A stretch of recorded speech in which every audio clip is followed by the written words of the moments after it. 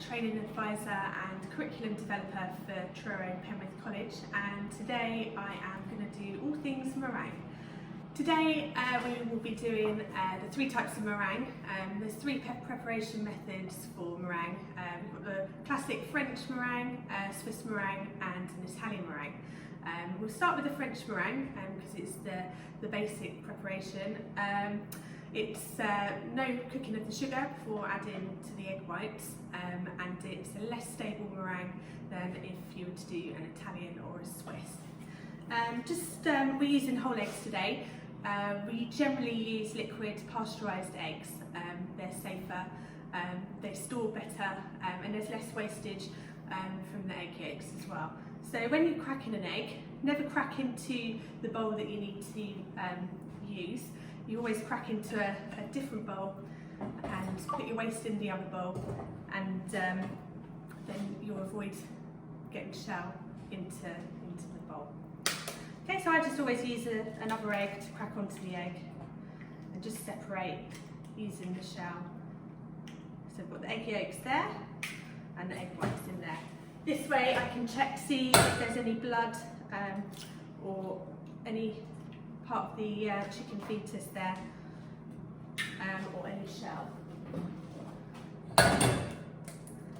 Always weigh your meringues as well, so never just judge.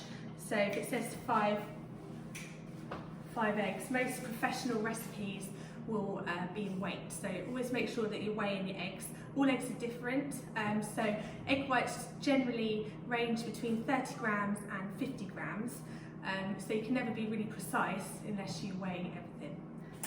So for the French meringue, we start by making sure that all our equipment and everything that we use is free of grease and moisture, because that can really affect how the egg whites react. The key is to make sure that once you've got everything clean and dry, is to use a little bit of acid or vinegar. This is white wine vinegar, and I'm just going to wipe my bowl out. We don't know what's been in this bowl before, so it's always good practice just to make sure that it's completely free of grease. There's nothing worse than making a meringue that doesn't whip up because your equipment's dirty. Right, so that's nice and clean. So I'm going to make a French pavlova roulade. Pavlova is an Australian dessert, and it's named after a Russian ballerina, Anna Pavlova, who came over and they made a dessert named after her.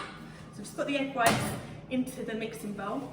If I was to mix up, this is 300 grams of egg whites, I'll be stood here for a very long time, and it's a lot of work and energy, so the best thing to do is use a bit of technology.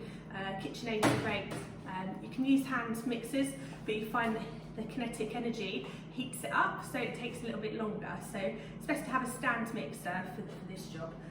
Just going to put the bowl onto the mixer, make sure it's secure. And then you want to start slow, so we're going to whisk the egg whites up so they're nice and foamy and they're soft peaks. If I put the sugar in before this stage, you'll find that you'll end up with a very grainy meringue, and it'll be quite unstable. So it's important to get your stages right when adding the sugar. If I add the sugar too late and I've got stiff egg whites, you'll find that the sugar doesn't dissolve in the mix, and you also will end up with a grainy mix, and the meringues will go quite brown. So I'm just going to mix up the egg whites now to a soft peak before I add my caster sugar in. It's important to use caster sugar rather than a granulated sugar because it's easier to dissolve and it's a lot finer.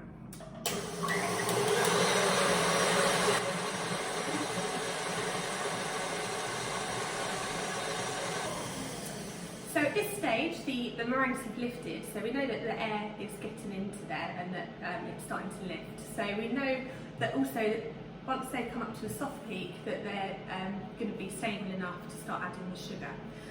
You don't want to add the sugar all at once because you'll knock all the air out. So we're going to what we call rain the sugar in, so nice and slowly into the mix, on the mixer on a medium to slow speed, and then we'll lift it up again to full speed to get it completely incorporated and to a stiff peak.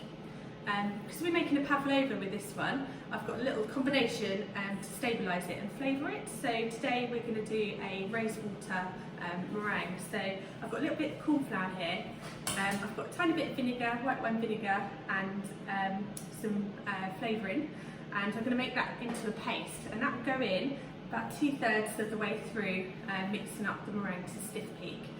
This flavours it up, and the corn flour will help with the baking, because we're going to bake it at a higher temperature, and the vinegar will help to stabilise the meringues.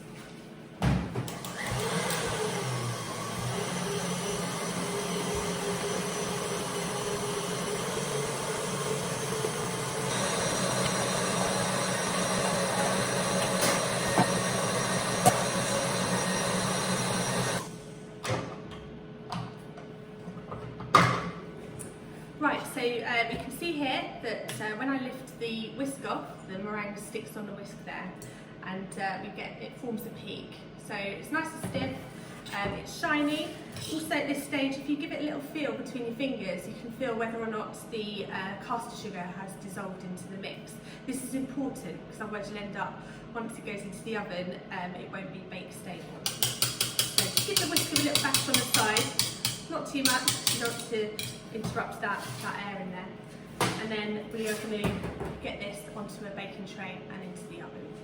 Okay, so we've mixed up our meringues. We know that they're not going to disintegrate, and that they're the right texture and ready to apply to our baking tray. What's important when making meringues and baking meringues is that if you have a fan oven, you want the fan down as low as possible, because it'll blow the paper around.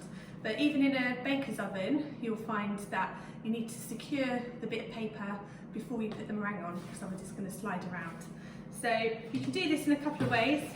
You can use the trend spray, so grease spray, but quick and easy is just to use a little bit of your mix, just on each corner of your paper, and that will secure the paper enough to be able to spread out your meringue. Make sure that's nice and smooth. I'm just going to use a spatula. So we spent all that time weighing and measuring. We don't want to waste any of our mix, or leave half of it in the bowl. So you want to make sure that you're scraping round so it's nice and clean.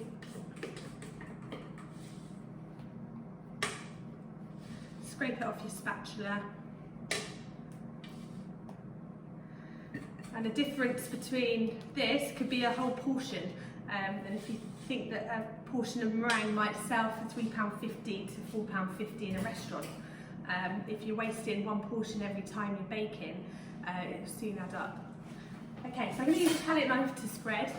It's good to use a step palette knife. I've got a straight palette knife today, but you want to start in the middle. So I've put the mix into the middle of the tray, and I'm going to work from the middle out using one half first. So spread over one way, and then another. Turn the tray, and I spread out to the sides. We want a little bit of texture on here, because it ends up with a nice effect once it's baked. But also you want it nice and even on the tray, so when it does bake, it bakes evenly. I've come out a little bit far on one side of the tray there. That doesn't matter. We can just use our thumb just to scrape down and level that up. And this is also true for the corners of the mix as well, so you can square them off just using your thumb, as long as it's clean. Spreading that out now, making sure it's nice and even. You can see it's got a lovely shine on there. That's what we want. It's nice and smooth, and it's not collapsing when I'm piping the mix. Down, straighten up. Side. This is going to bake in the oven now at 160 degrees for 15 minutes. Right, so we have our pavlova out the oven now, and we've set that aside to cool. We want it completely cool before you work with it, because it's very delicate and can break quite easily if it's still warm. And because we're filling this with a fresh cream, if it's any warmer than blood temperature, it's just going to melt that cream and you'll end up with a big mess. So what you're looking for is a nice crispy top, but it's still marshmallowy and very soft underneath. I'm going to tip this over. So I'm using a fresh bit of paper. You can use silicone if you don't want to waste paper, but it's good to store your pavlova in the fridge with the paper wrap around it, because it stops the moisture from getting in. So you've got to be brave on this. You want to make sure you're holding the corners of your tray, but also the corners of the paper. And if you remember when we stuck it down, we want to make sure that it's going to slide off. So just unstick the corners of your tray. Make sure it's manoeuvring. Hold the paper and the tray, and then hold the fresh sheet of paper on top. And you want one big movement, one smooth movement, and don't ask it, tell it. Okay? Good. So you can see here, there's no moist patches, so we baked well. It's got a bit of colour on the bottom there. You want that because that's going to form a barrier between the cream and the soft meringue in the middle, and stop it from going soggy. What you can do with these, if you think you're storing them in the fridge for a few hours, so if you're getting ready in the morning for an evening service, you could brush the meringue with some chocolate that's let down with some cocoa fats or butter, and that will just seal that moisture away from the cream and the meringue, and it will give you a longer shelf life. So with the paper, you want to peel towards yourself. If it sticks, so everyone's a little bit stuck in that corner there, you just got to make sure, because it's white on white, that you're not leaving any paper there, because your customer doesn't want to eat that. Peeling towards you, nice and slow, steady movements. It might get stuck a little bit. If it does, just ease it up. Okay, take your time at this stage. There's no rush.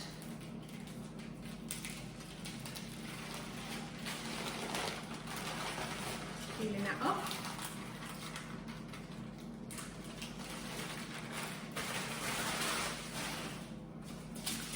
Okay, got my nice smooth edge. Right. You want to whip your cream up. Don't sweeten your cream because we've got a lot of sugar in the meringue.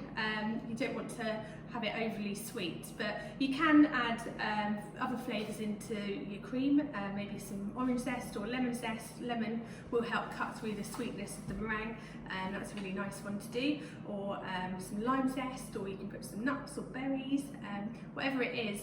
You want the cream to go on first, and then if you've got some wet mix, put that on in the middle, so it forms a barrier between that meringue and the fruit. In the middle.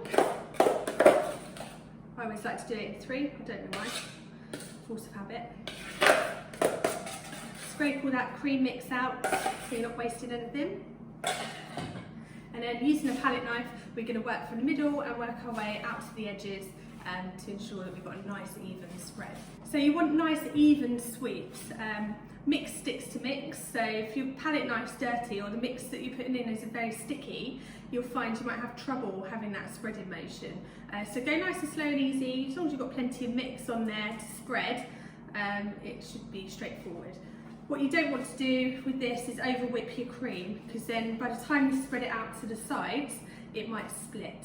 So having that soft peak is important for this job. Freeze-dried fruits are really good for this as well, so you could use a freeze-dried raspberry or strawberry. Pistachio to add colour if you've got a big budget. But the dried fruits won't add any moisture to that mix. So that's nice and level. You see I've got a gap either side there to allow for the cream to spread.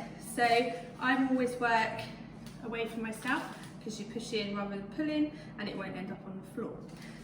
What you want to do is use the paper and just quite firmly press that initial roll over.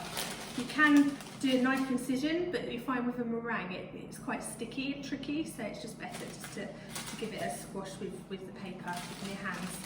And then from there, the initial roll is the most important one. So you want to get a real up and over lift on there to ensure that you're not squashing out all the cream from the middle of the roulade, but also to allow that room for the meringue to fold over properly rather than just squashing it. And then let the paper do the work. Okay, so I've got hardly any pressure on there until I get to the end, because I don't want it to fall out of the paper. So I'm just going to use my hand, bring that along. And I've got a nice even roll.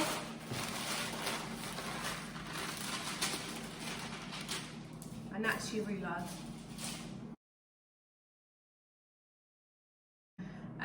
So other types of applications for French meringue, you probably would have seen the classic meringue nests. So we've got a couple here. Traditionally they're piped with a fluted top, but I think the more modern effect now is people like to see a nice smooth meringue. These ones have been spooned, so I quenelled these using 2 spoons.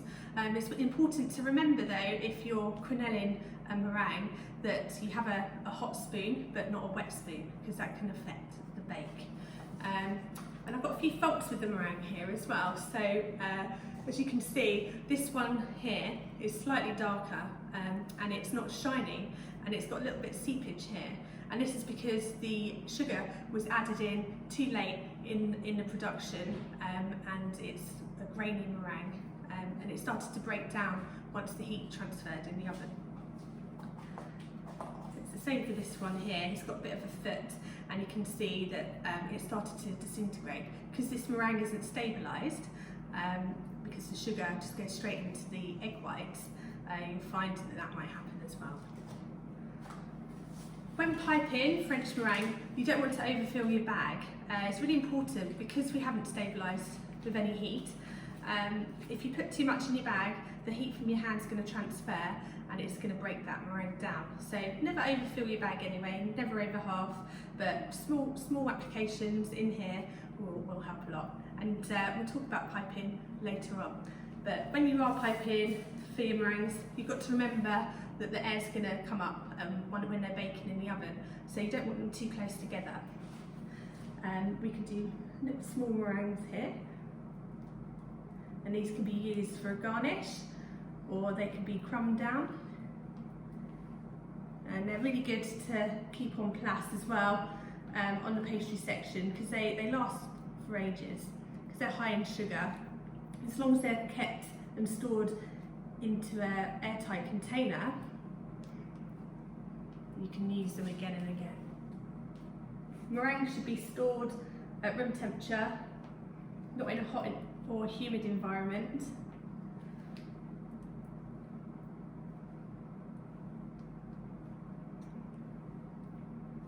Okay, so I'll put these in. These are a lot smaller, so they'll take about 10-15 minutes to bake. So other uses for French meringue, it's used to lift products. So think about mousses, soufflés, anything with a sponge base that needs that lift. Generally you would use a French meringue for that as well.